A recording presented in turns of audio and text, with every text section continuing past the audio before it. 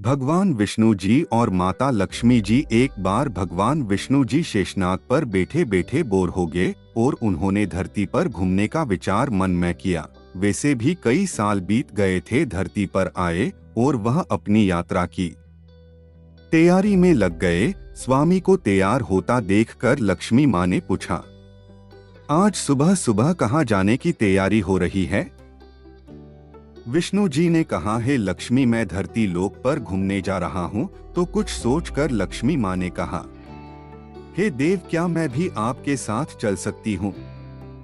भगवान विष्णु ने 2 पल सोचा, फिर कहा, एक शर्त पर। तुम मेरे साथ चल सकती हो। तुम धरती पर पहुंचकर उत्तर दिशा की ओर बिल्कुल मत देखना। इसके साथ ही माता लक्ष्मी ने हाँ कह के अपनी मनवाली ओर सुबह सुबह माँ लक्ष्मी और भगवान विष्णु धरती पर पहुंच गए।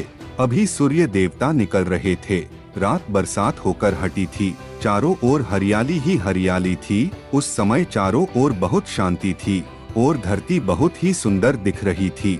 और माँ लक्ष्मी मंत्र मुग्ध होकर धरती को देख रही थी और भूल गई कि पति को क्या वचन देकर आई है। और चारों ओर देखती हुई कब उत्तर दिशा की ओर देखने लगी पता ही नहीं चला।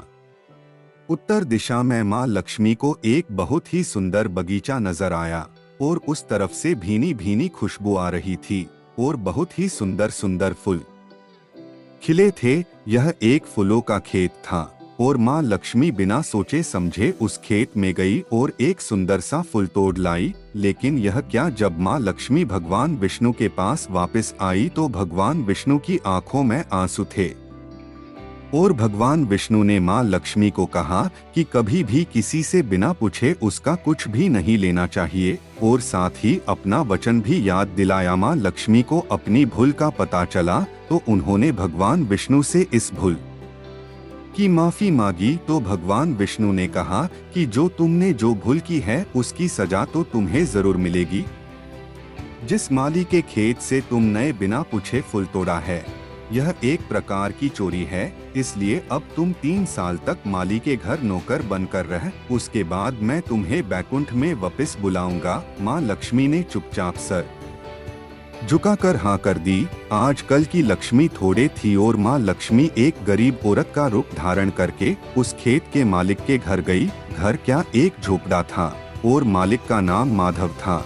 माधव की बीवी, 2 बेटे और 3 बेटियां थी। सभी उस छोटे से खेत में काम करके किसी तरह से गुजारा करते थे। माँ लक्ष्मी जब एक साधारण और गरीब औरत बनकर जब माधव के झोपड़े पर गई तो माधव ने पूछा, बहन तुम कौन हो और इस समय तुम्हें क्या चाहिए?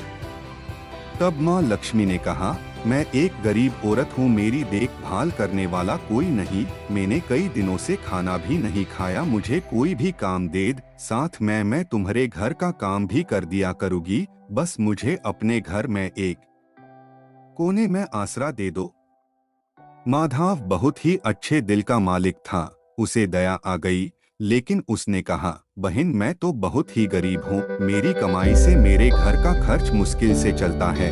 लेकिन अगर मेरी 3 की जगह 4 बेटियां होती तो भी मैंने गुजारा करना था। अगर तुम मेरी बेटी बनकर जैसा रूखा सूखा हम खाते हैं उसमें खुश रह सकती हो तो बेटी अंदर आ जाओ। माधव ने माँ लक्ष्मी को अपने झोपड़े में शरण दे दी और माँ लक्ष्मी 3 साल उस माधव के घर पर नौकरानी बनकर रही। जिस दिन माँ लक्ष्मी माधव के घर आई थी उससे दूसरे दिन ही माधव को इतनी आमदनी हुई फूलों से कि शाम को एक गाय खरीद ली। फिर धीरे धीरे माधव ने काफी जमीन खरीद ली और सबने अच्छे अच्छे कपड़े भी बनवा लिए और फिर एक बड़ा पक्का घर भी बनवा लिया। बेटियों और बीबी ने गहने भी बनवा लिए और अब मकान भी बहुत बड़ा बनवा लिया था।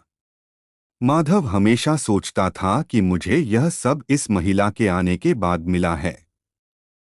इस बेटी के रूप में मेरी किस्मत आ गई है मेरी। और अब 2 से 5 साल बीत गए थे, लेकिन माँ लक्ष्मी अब भी घर में और खेत में काम करती थी। एक दिन माधव जब अपने खेतों से काम खत्म करके घर आया तो उसने अपने घर के सामने द्वार पर एक देवी स्वरूप गहनों से लदी एक औरत को देखा। ध्यान से देखकर पहचान गया, अरे यह तो मेरी मुँह बोली चौथी बेटी यानी वही औरत है।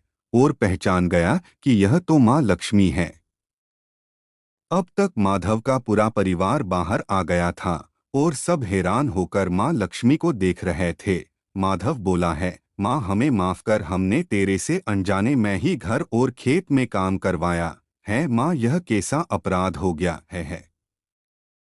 माँ हम सबको माफ कर दे। अब माँ लक्ष्मी मुस्कुराई और बोली है, माधव तुम बहुत ही अच्छे और दयालु व्यक्ति हो। तुमने मुझे अपनी बेटी की तरह से रखा, अपने परिवार के सदस्य की तरह से। इसके बदले मैं तुम्हें वरदान देती हूँ कि तुम्हारे पास कभी भी खुशियों की और धन की कमी नहीं रहेगी। तुम्हें सारे सुख मिलेंगे जिसके तुम हकदार हो। और फिर माँ अपने स्वामी के द्वारा भेजे रथ में बैठकर बैकुंठ चली गई।